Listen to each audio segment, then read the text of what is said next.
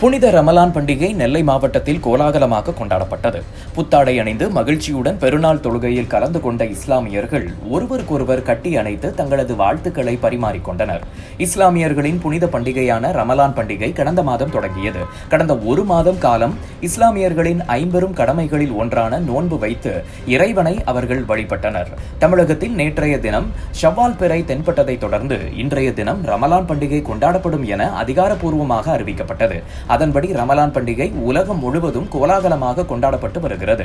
இஸ்லாமியர்கள் அதிகம் வாழும் நெல்லை மேலப்பாளையம் பகுதியில் நடைபெற்ற பெருநாள் கூட்டு தொழுகையில் ஆயிரக்கணக்கானோர் கலந்து கொண்டு இறைவனை வழிபட்டனர். புத்தாடை அணிந்து மகிழ்ச்சியுடன் பெருநாள் தொழுகையில் கலந்து கொண்டவர்கள் ஒருவருக்கொருவர் கட்டியணைத்து ரமலான் பெருநாள் வாழ்த்துக்களை பரிமாறிக்கொண்டனர்.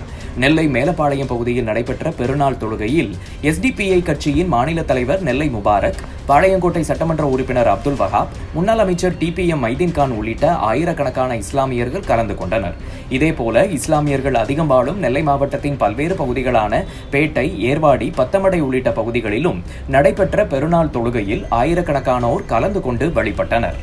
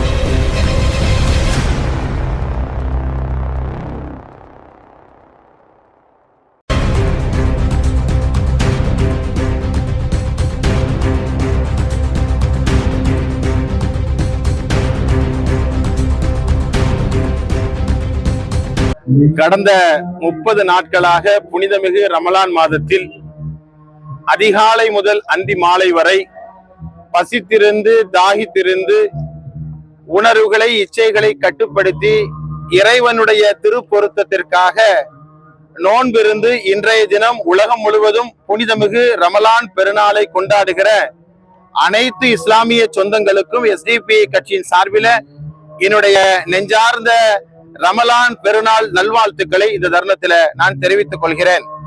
இந்த 30 நாட்கள் நோன்பிருந்து கிடைத்திருக்கிற இந்த பயிற்சி அண்டை அயலாரோடு இணங்கி வாழ வேண்டும், அதுபோல இல்லாதோருக்கு வழங்கி வாழ வேண்டும், இறைவனை வணங்கி வாழ வேண்டும் என்கிற உயரிய தத்துவத்தை இந்த ஒரு மாத காலமாக கடைபிடித்து அதனால் கிடைத்திருக்கிற அந்த பயிற்சியின் மூலமாக தமிழகம் மட்டுமல்லாது இந்தியா முழுவதும் வாழுகிற மக்களுக்கிடையே சகோதரத்துவத்தை, நல்லிணக்கத்தை, பசியிலிருந்து மக்களை விடுவிக்கிற மாபெரும் பணியை இந்த பயிற்சியின் மூலமாக கிடைத்திருக்கிற இந்த வாய்ப்பை பயன்படுத்தி இந்த முஸ்லிம் சமூகம் இந்த உலகத்திற்கு வழங்கிட வேண்டும் என்று நான் கேட்டுக்கொள்கிறேன். அதோடு சிறைகளிலே வாடுகிற, குறிப்பாக பலஸ்தீனிலே மீண்டும் தாக்குதல் நடத்தப்பட்டு கொண்டிருக்கிறது. பல்லாயிரக்கணக்கானோர் படுகொலை செய்யப்பட்டிருக்கிறார்கள். நாட்டை ஆளுகிற ஒன்றிய அரசு நாட்டினுடைய சொந்த குடிமக்களுக்கு எதிராகவே கருப்பு சட்டங்களை பாய்ச்சி வருகிறது. யுஏபிஏ, வக்ஃபு போன்ற சட்டங்களுக்கு எதிராகும்.